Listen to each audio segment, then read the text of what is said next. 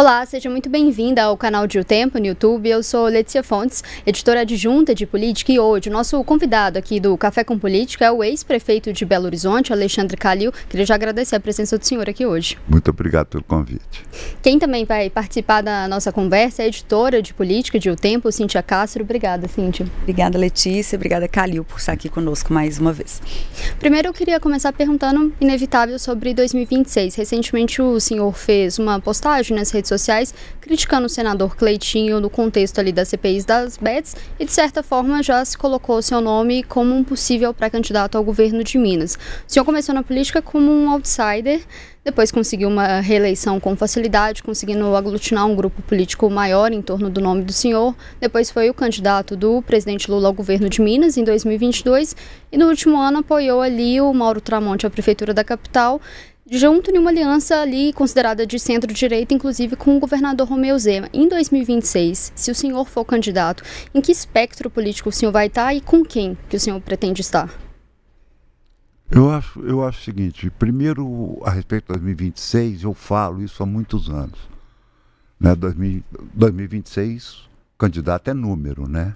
Você tem que ter número para ser candidato. Você não pode ser candidato por gostar de ser ou querer ou ter ambição de ser candidato.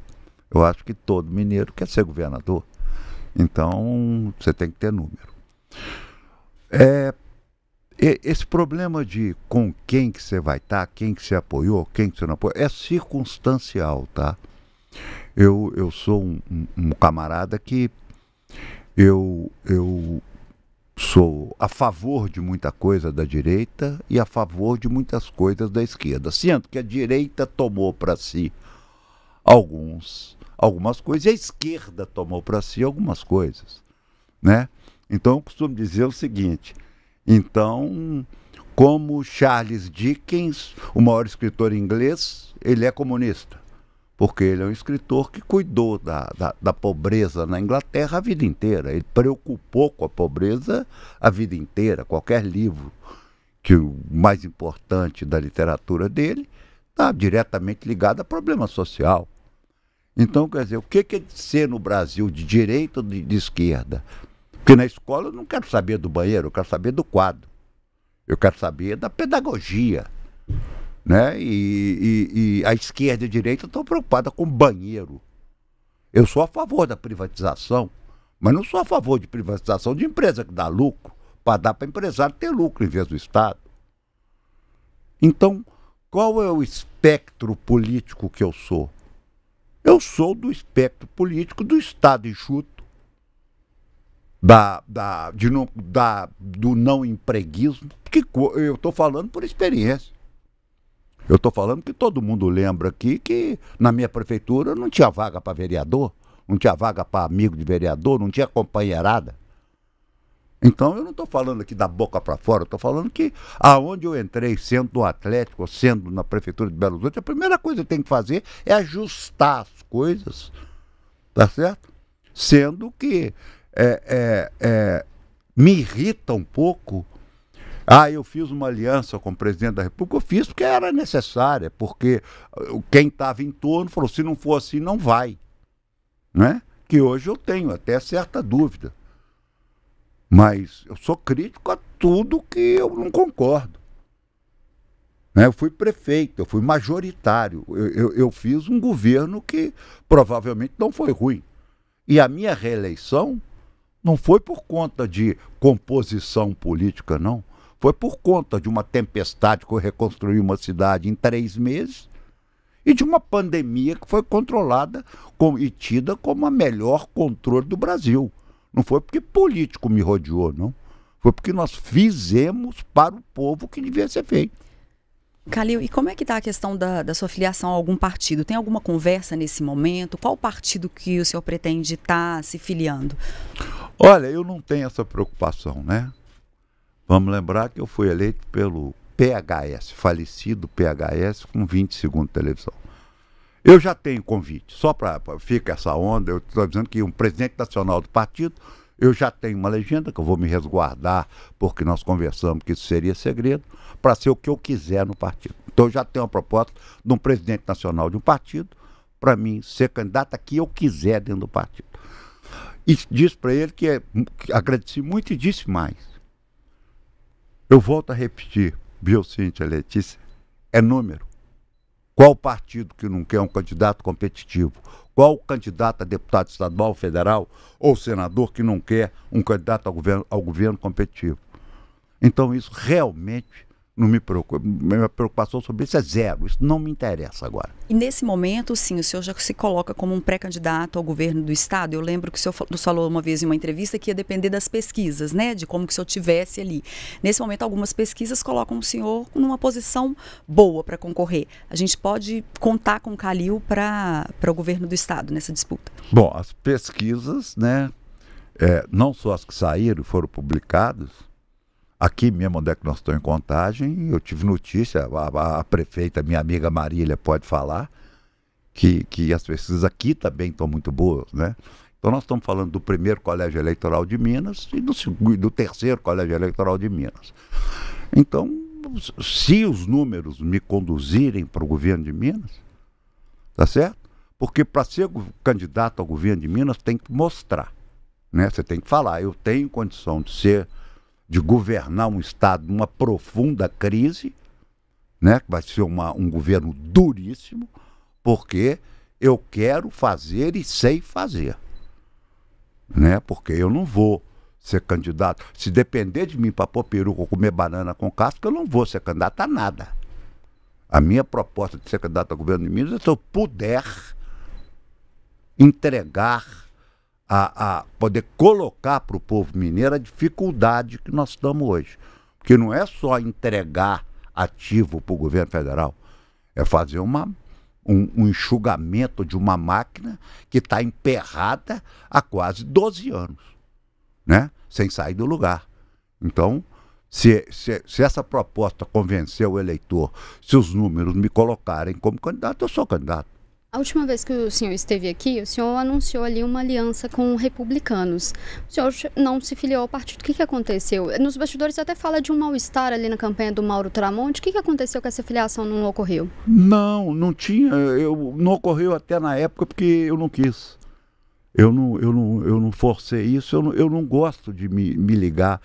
Foi feita uma conversa, nós apoiamos a candidatura do Mauro, tá certo? Com uma participação muito, ao contrário que todo mundo quis falar, eu participei de 7 segundos na televisão na campanha inteira. Em um programa. Agendas, né? O senhor ia em várias agendas. Só as agendas de rua, onde é que estava o povo. Que eles achavam que realmente o povo tinha a ver comigo. Mas eu sou um cara livre, sabe, Letícia? Eu sou um cara que eu vou para onde eu quero. Eu não tenho compromisso, eu não tinha compromisso com ninguém. Eu nunca traí ninguém. Foi uma vontade do senhor, não do partido, não. Minha vontade. Eu não tenho, eu não me comprometo a coisas que eu não quero. Então eu me senti bem, o Mauro é um cara bacana, foi lá conversar comigo, veio o presidente nacional do partido, foi na minha casa, reuniu comigo mais uma vez. E foi um negócio natural. O republicano está aí, eu posso precisar deles ou não. E isso é muito secundário, sabe? Eu acho que a gente prende a assuntos que não interessam. A gente fala de política, de partido, de aliança, ninguém fala de pobreza, ninguém fala de plano, ninguém fala de aumento de imposto, ninguém fala de enxugamento do Estado. Esse assunto não interessa. E não interessa mesmo. Outro dia o Ciro Nogueira, que eu posso ter qualquer restrição a ele, falou uma coisa: vamos discutir Brasil, vamos discutir Minas Gerais, vamos colocar tudo na mesa, vamos cortar emenda, vamos cortar no judiciário, vamos cortar no legislativo. Sabe qual foi a repercussão disso? Zero. Quer dizer, quando a oposição fala um negócio desse no governo federal, que é um negócio de altíssima repercussão, quer dizer, nós queremos cortar tudo para ajustar. A imprensa, o assunto foi zero repercussão. O que interessa é Congresso contra governo, botar PEC para, em vez para privatizar a CEMIG, querer entregar hospital, querer entregar faculdade para o governo federal. Isso é que interessa para os caras. O senhor se arrepende de ter entrado e ter apoiado a candidatura do Mauro Tramonte? Eu não me arrependo de nada que eu fiz, eu não faço nada errado, né? Eu poderia não ter entrado, é verdade. Mas me convenceram. O Mauro não tem nada com isso, tá? O Mauro não tem nada com isso. O Mauro nem participou da reunião. Nem participou da reunião. Mas eu sou um cara de boa fé, né? Eu sou um cara que eu acredito em tudo, até que me prove ao contrário. Então, eu vou continuar tendo boa fé. Eu vou continuar acreditando nos outros. E por que o senhor acha que o Mauro Tramonte não chegou ao segundo turno? Tem essa reflexão, assim, de ter... Eu não participei. O Mauro Tramonte foi rodeado por um monte de gente e eu não tive essa influência na campanha. E nem quis ter, inclusive, porque eu era meio um intruso numa campanha, né? Mas eu acho que a vitória do Fuad foi importante, foi justa e é voto. Foi lá, ganhou a eleição, infelizmente aconteceu o que aconteceu, mas não houve guerra, não houve nada, não houve problema nenhum, eu converso com todos, ao contrário que todo mundo acha, eu não sou brigado com ninguém, eu tenho aí 2 ou 3 que eu não converso na política, no máximo, e o resto eu me dou muito bem. Calil, assim, você é uma pessoa, né, muito decidida e tudo, né, igual você falou, não vai se arrepender de algo que você tomou ali, essa decisão, mas em algum momento teve alguma reflexão, por exemplo, ter apoiado o Fuad poderia ter sido um caminho, não foi? Você refletiu isso, não? Não. Eu tive várias reuniões com o Fuad, tá certo? Então, eu tinha 2 caminhos, ou eu apoiaria alguém ou eu ficaria de fora. O Fuad eu não apoiaria. Por quê? Porque foram feitas foram feitas várias coisas na prefeitura que na época eu não gostei. Alterações de quadros? Nós tínhamos alguns compromissos que não foram cumpridos. Dá para citar alguns? Não dá. Mas eu falei que eu fui traído, né? Então, porque você não tuitou, você não fez nada, não, eu não tuito. Eu fiquei muito triste, fiquei de verdade, mas eu tinha rompido com o Fuad, eu não me sinto confortável de tuitar, de manifestar na morte de uma pessoa que um mês antes eu tinha tido atrito. Eu tenho vergonha e dignidade. Ele tem a mulher dele, ele tem os filhos dele. Vamos falar, porra, esse cara tá tuitando? Eu vi tanta tuitada de cretino que prejudicou tanto o Fuad, que isso me deu vergonha. Entendeu? Então, quer dizer, eu tive um mandato do quase 2 com o Fuad, respeito muito isso, ele me respeita muito. Nós tivemos um atrito público, ele se foi, eu fiquei triste, mas fiquei de coração, mas eu não vou me manifestar, porque se algum inimigo meu tentar ir no meu enterro, eu já falei com meus filhos, põe pra fora de a pescoção, não vai fazer gracinha em cima da minha morte, não. E como que o senhor avalia a gestão do Álvaro Damião até então? Tá indo, ainda não deu tempo, né? É até uma covardia, tem 4 meses, mas espero que ele vá bem, né? Ele falou aqui pra gente, Calil, na primeira entrevista que ele deu, né, pro Tempo, depois de ser eleito, que uma das propostas que ele tem, assim, que ele deve enviar um projeto de lei para a Câmara de algumas alterações no plano diretor. Inclusive, ele citou possíveis mudanças na região da Pampulha e até a flexibilização de algumas leis para construir prédios altos de mais de 50 andares. O senhor que foi prefeito da cidade, o senhor acha que essa é uma prioridade, que Belo Horizonte precisa dessa flexibilização? Bom, a indústria da construção acha que Belo Horizonte é Singapura, que quem joga uns chicletes no chão vai preso, né? Eu acho que o plano diretor foi muito importante, porque ninguém notou que acabou a especulação de lote, que todo mundo danou a construir em Belo Horizonte. Virou um canteiro de obra Belo Horizonte depois do plano diretor. Isso ninguém falou, né? Você pega os bairros de Belo Horizonte, principalmente dentro da Contorno, que estavam estocados para especulação, e foram todos desovados e a obra não se encontra mão de obra. Acabou o ferro, acabou com o cimento, acabou um monte de coisa em Belo Horizonte. Isso ninguém fala. Na época pós-pandemia, que precisava de empregar todo mundo. Então agora, cada prefeito faz o que quer. Né? Isso é igual ao futebol, não corneta não. Se ele acha que Belo Horizonte cabe prédios maravilhosos, que isso é uma maravilha, prédio alto, eu também acho. Agora, tem que ter estrutura embaixo, né? Então, cada um faz o que acha que deve fazer. Eu só acho que, na minha visão, foi o plano diretor mais avançado que essa cidade já teve. O senhor falou que ainda está cedo para poder avaliar a gestão do Álvaro Damião, e o senhor criticou indicações de ex-prefeitos, e a gente tem visto que essa gestão, o Álvaro Damião tem indicado ex-prefeitos, ex-aliados. Como o senhor vê esse tipo de política? Eu não vi esse negócio do Álvaro. Você está falando aí, eu não critiquei o Álvaro hora nenhuma, porque eu nunca falei da gestão dele. Estou falando aqui pela primeira vez. Mas virou uma norma da prefeitura depois que eu saí.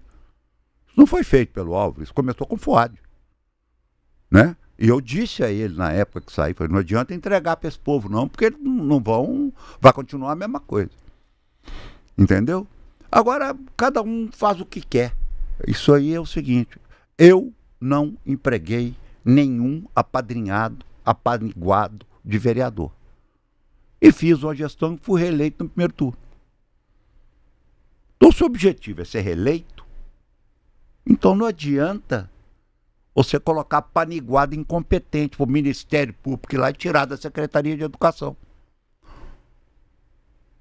Você imagina, chega o Ministério e fala, esse cara aqui não, é improbo, tira ele daí. Isso em Belo Horizonte nunca aconteceu. Isso é a política enfiada dentro da administração pública do executivo de executar, né? Calil, também lembrando uma conversa que a gente teve numa entrevista em 2023, o senhor avaliou na época que a Câmara vivia um momento talvez dos piores, assim, com excesso de vaidade, e acaba que alguns projetos essenciais para a cidade ficavam de lado no debate. Hoje, qual que é a sua visão, assim? Está muito uma disputa esse ano ideológica ali dentro. Como é que é a sua avaliação, assim, da Câmara e o que Belo Horizonte precisa? Eu posso resumir a Câmara de Vereadores na minha gestão. Fizeram uma CPI contra mim a mando de um grupo de empresários, a pedido de um grupo. Tanto que ela foi regiamente paga na campanha, que foi a maior doação que a vereadora teve, para ela comandar essa CPI contra mim, pessoal. E não me chamaram para depor. A CPI era contra mim. E não me chamaram para depor.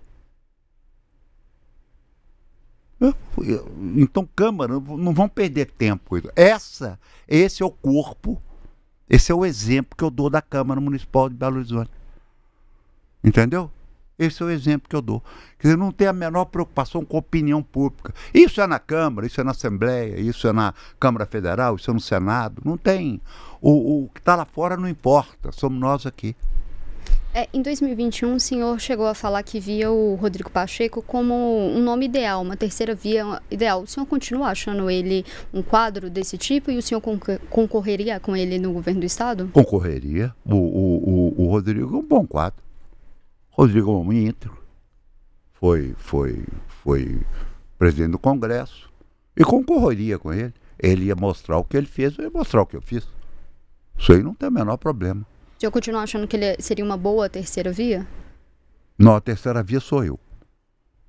Né? Ele seria um bom candidato de esquerda. O Calil, e dentro desses nomes que estão colocados para 2026, né, até então, falta um pouco mais de um ano ainda, mas tem o senador Rodrigo Pacheco, tem o senador Cleitinho, tem o vice-governador Matheus Simões, alguns falam do presidente da Assembleia, né, Tadeuzinho.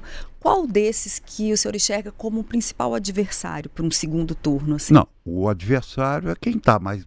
É número, gente. Vou ficar repetindo isso aqui. O Cleitinho é que tem um bom número. Quando eu chego na frente dele em Belo Horizonte, em Birité, Contagem, eu falo, então tá bom. Então não é quem que eu acho, não é quem que o povo acha. Que então, nesse momento é o Cleitinho. Quem que está colocado para concorrer? Quais são os dois candidatos em todas as pesquisas que são mais votados? São os dois principais concorrentes. Não é quem eu acho, não. É quem o povo acha. É quem é mais viável, é quem está na frente. né? Eu vou ser candidato com 1%. Não tem o menor cabimento. E como que o senhor acha assim? O senhor não é um cara, né, de receio e de medo, mas estar no segundo turno com um Cleitinho, de um perfil político que ele tem, essa coisa muito forte de redes sociais, né, criticado por alguns, um jeito polêmico ali de fazer a política nas redes sociais, isso gera algum tipo de receio no senhor ou algum tipo de atenção especial de estar na disputa com ele? Não. Eu acho o seguinte, nós temos que mudar o perfil, tá? Nós temos que desviar da rede social. Você não pode ir fazer um desvio num pedágio,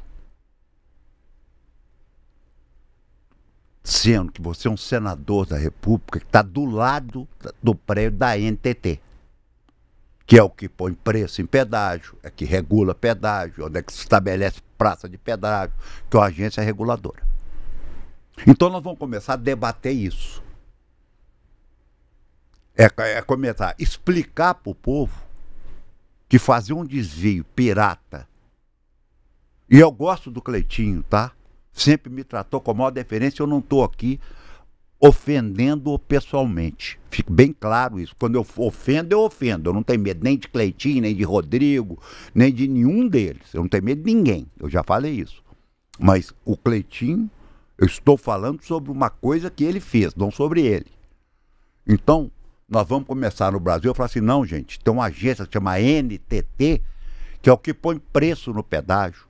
Não é desviando, não. É o poder de um senador de convocar o presidente da NTT lá, falar assim, que preço é esse que o senhor pôs desse pedágio? O senhor quer explicar para a gente aqui? Entendeu? Então vamos começar a tratar as coisas nesse país como tem que ser tratado. De forma concreta. É óbvio. Ah, mas você vai ajeitar, é conversinha? Não, não é conversinha, não. O senhor vai sentar aqui na comissão do Senado e vai explicar que porra de preço é esse que o senhor colocou aqui.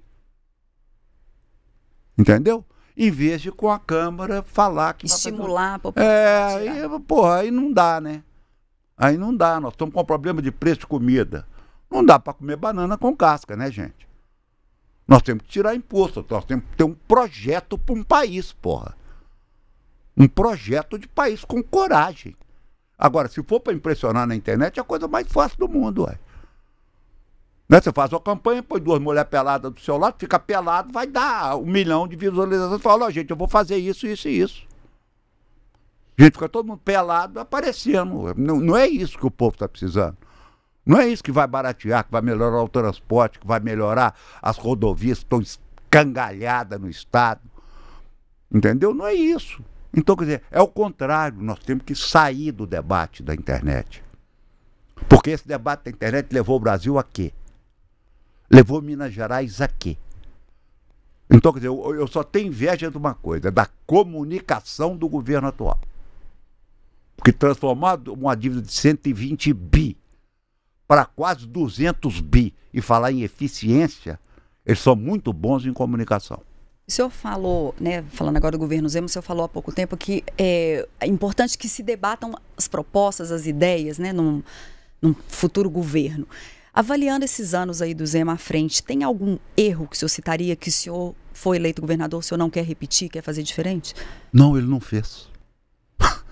Não é, eu podia falar assim, no hospital lá, então a Flotônio está mal feito. O hospital lá de Juiz de Fora que ele prometeu, está torto. O plano de rodovias que ele ia recuperar em Minas está mal feito. Não, ele não fez. E não vai fazer. E não tem a intenção de fazer. Porque quem quer abrir 6... Olha, não é construir 6 hospitais e atender igual ambulatório, não. Que esse é o plano. Nem fazer hospital na Gamileira para entregar para iniciativa privada. Porque se você me falar um hospital privado que atende o SUS, eu levanto e peço desculpa para ele. Tá certo? Então o que eles querem é fazer o hospital na Gamileira para dar para empresário. E saúde, educação e segurança é coisa do Estado. É do Estado que tem que cuidar.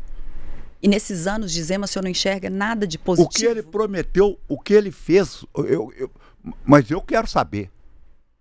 Né? Eu falei isso aqui já, falei isso na campanha. Deixa eu te falar, levantar um hospital custa, vamos colocar aqui só para quem está escutando entender, 50 milhões. Esse hospital custa 50 milhões por mês.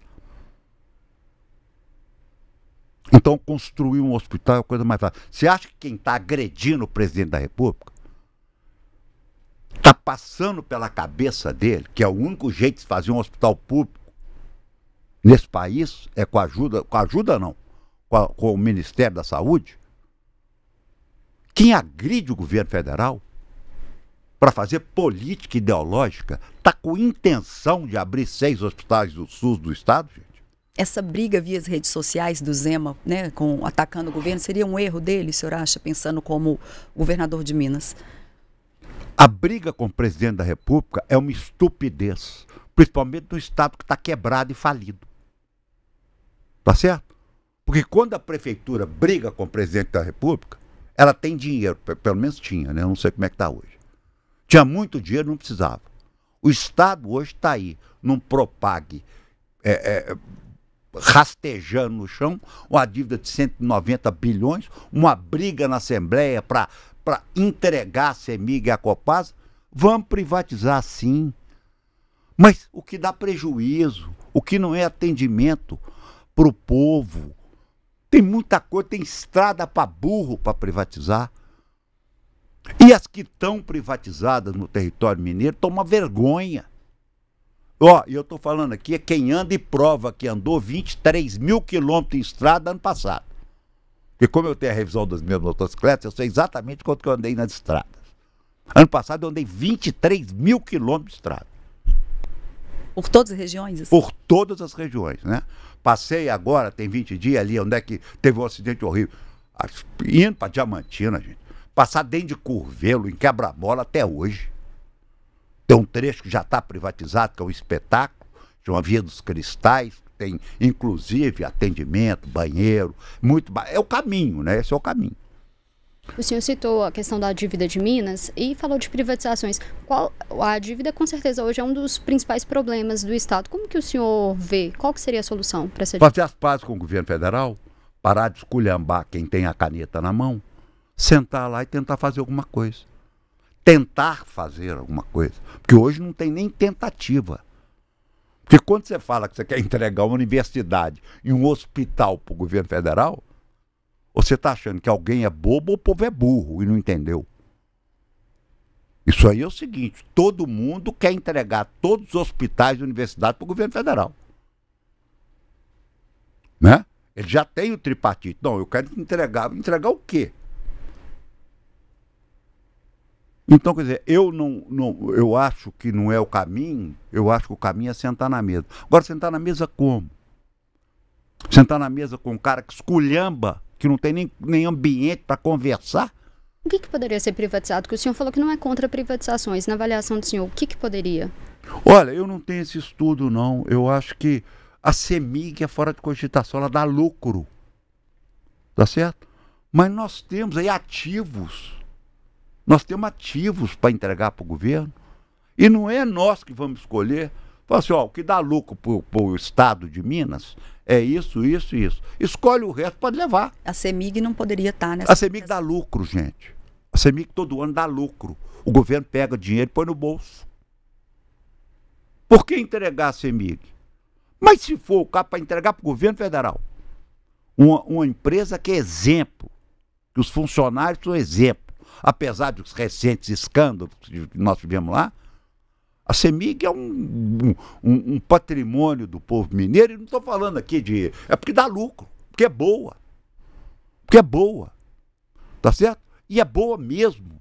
Outro dia eu viajei e passei muito tempo fora e não paguei a conta de luz. E cortaram a luz do meu apartamento. Cortaram, eu estou contando um caso real, tá, gente? Pode ir lá que me compra. Eu na internet religuei a minha luz em 10 minutos sem ainda pagar. Então, quer dizer, além de tudo, é uma empresa muito moderna. E eu não sabia. Quando doeu em mim, falei, meu Deus. Funciona, né? Funciona, porque eles mandam o aviso, ficou 2 meses lá, e chegou lá no correio, ficou lá, saiu do débito automático, eu não sei porquê, religar a luz em 15 minutos via internet. Porque se fosse igual antigamente, liga pro diretor, que é o ex-prefeito que tá falando, nem sabia quem era. Falando ainda um pouco sobre 2026, senhor, a gente falou muito sobre o governo de Minas, mas e Senado? O Senado poderia ser uma alternativa para o senhor? Pode ser para eles. Né? Não é a intenção? Não. E o senhor enxerga o Zema como um adversário competitivo com o presidente Lula, caso os dois venham a ser candidatos, pensando no pleito? Olha, eu acho que a eleição em qualquer... Eu acho... É claro que todo mundo acha, né? Eu que acho, não estou falando isso para... E o grande adversário do Lula é o Tarcísio, né? O governador de São Paulo. E acho que uma eleição vai ser muito dura. Porque esse negócio de nós contra eles, o povo está de saco cheio. Ah, porque agora nós estamos falando que o Congresso é pobre contra rico. Não. Isso não vai colar. A picanha 250 prata não vai colar. Nós contra eles, o café é o preço que está, arroz a R$16 o saco, não vai. Isso não vai colar. Não vai colar. O senhor se arrepende de ter se aliado ao presidente Lula na última eleição? E o senhor fala assim que foi uma circunstância, um grupo político. Com quem? O senhor vê possibilidade de repetir isso em 2026? Não. Foi porque eu quis. E como eu vou repetir, não arrependo de nada que eu fiz, tá certo? Mas eu não faria de novo. A gente tem falado muito de 2026. O senhor veio de 2 derrotas, né? Em 2022 e a campanha do Mauro Tramonte. Não joga essa no meu colo, não, filho. Deixa essa por conta dos meus inimigos. Eu participei 7 segundos. Eu sou importante, mas não é estudo, não, tá? Eu não sou importante assim, não. Viu, Letícia? Eu sou só um pouquinho importante. Porque se eu pegasse a campanha do Mauro Tramonte e assumisse a campanha do Mauro Tramonte, eu ia aceitar a derrota. Eu participava no canto da mesa de algumas reuniões e fui colocado em casa 15 dias. Teve algum mal-estar? Porque falaram, inclusive, total. que você influenciava demais, tomava... Eu não participei. Eu fiquei em casa 14 dias. 14 dias. Eu não participei nem de reunião. Então tem que pegar quem coordenou a campanha e perguntar o que eu... E mais, tá? Só para esclarecer para quem está assistindo. No dia que sentaram com os marqueteiros, tá? Numa reunião que eu estava presente após a derrota, assim, mas por que vocês esconderam o Calil? Vocês são burros? E tinha deputado sentado escutando essa conversa, tinha empresário, tinha chefe de bancada do Democrata, todo mundo escutou. Uma das questões falaram que exploraram um pouco a figura do governador. O senhor concorda? Que o senhor apareceu mais que o governador Romeu Zema na campanha do Tramonte. Eu não pedia para aparecer nenhuma vez. Eles me chamavam, eu ia, não chamavam, eu não ia. Por isso que eu fiquei 15 dias em casa. Essa conta do Tramonte, como o senhor mesmo falou, não está na culpa do senhor. Não, eu perdi uma eleição. Mas o senhor acha que em 2026, em 2022, o senhor perdeu ainda no primeiro turno. O que pode acontecer em 2026? O que o senhor acredita que pode ser diferente? Não, primeiro é que nós estamos aí no final de 2 mandatos de um governo pífio, né? Isso tudo vai sair na campanha, né? Porque tem vídeo que nós vamos colocar 6 hospitais para funcionar. Hospital para funcionar não é concreto em pé, não. É gente sendo atendida. Tem vídeo que nós vamos recuperar a estrada. Tem vídeo de tudo, tá tudo guardado. Né? Porque quando você fala que vai fechar uma cidade porque a pandemia não vai entrar, você bota a polícia na entrada da cidade e fecha a cidade. Ah, mas você vai quebrar a cidade. Não importa. Eu estou falando que vou fazer e fiz. Entendeu? Então, quer dizer, é só o seguinte. A campanha agora é o que você fez, sem ser propaganda. O que você fez para abater a dívida? O que foi feito? Né? Mas o grande adversário não é nem o governador, nem o vice-governador, não é nada. Não adianta falar mal do governo dele, porque o próprio adversário não participou do governo dele. Calil, a gente já falou um pouco, né, desses possíveis nomes que vão estar para 2026 como candidatos a governador, mas eu queria ver se você topa, assim, dar uma resposta curta, citando cada um deles, como que o senhor vê, assim, politicamente, ou como possível governador de Minas, começando pelo senador Cleitinho, que o senhor já falou. É um bom rapaz, e eu acho que ele tem potencial para sair da internet e tratar assuntos como um senador, que é coisa para burro ser senador para Minas Gerais. O vice-governador Matheus Simões. O Matheus tem um problema, era o Pimentel, aí o elevador que eles não conseguiram dar conta virou o Aécio, daqui um pouco vai ser o Juscelino Kubitschek, sempre tem um culpado. E o senador Rodrigo Pacheco?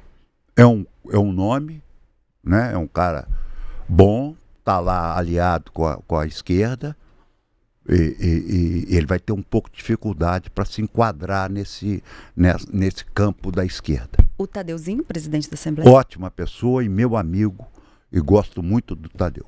E um nome que ele ainda não se colocou especificamente, mas que se fala que seria uma possibilidade da direita, seria do deputado federal Nicolas Ferreira. É um menino muito inteligente. E acho que está ficando maduro. Aquela bobajada de peruca, de tudo. Na hora que ele largar um pouco a pauta ideológica, desgrudar um pouco desses caciques, de tomar um rumo, era meu adversário, era a oposição na minha prefeitura. Eu andei falando até na época, eu ia dar umas palmadas nele, que estava, quando eu era prefeito. Mas eu não. Quando todo mundo fala inteligente é fulano, inteligente é cicrano, lá na Câmara, inteligente é esse menino aí. Ele é muito inteligente. Já caminhando para o final, o senhor tem se afastado bastante do esporte, não tem nem falado muito sobre isso. O senhor tem vontade de voltar e não tem como perguntar como que o senhor vê o Atlético? Eu acho que o Atlético, ele fala que está faltando dinheiro, está faltando isso, está faltando aquilo, até falta alma. Tá certo? O que o Atlético perdeu na direção foi alma. Né? Porque aperto o Atlético sempre passou. Acharam que ia entregar. Então, primeiro, viram como é que é difícil mexer com isso. E você voltaria para o esporte? Não, nem você tá doido. Atlético deve ser prefeito. Não, Atlético não dá para ficar mais de 2 mandatos, não. Calil, nesse momento, Atlético ou Cruzeiro, quem que está melhor aí na sua visão? Atlético. Só uma última pergunta. O senhor falou que não voltaria para o esporte, mas em um futuro mais distante, a Prefeitura de Belo Horizonte, o senhor voltaria? Voltaria. Mas não vai dar porque eu vou estar ocupado. Queria agradecer a presença do senhor aqui hoje, sempre muito bem-vindo a voltar outras vezes. Muito obrigado, Letícia, obrigado. Obrigada, Calil. A gente fica por aqui, mas você acompanha esses e outros conteúdos aqui no canal de O Tempo e também no portal otempo.com.br. Até mais.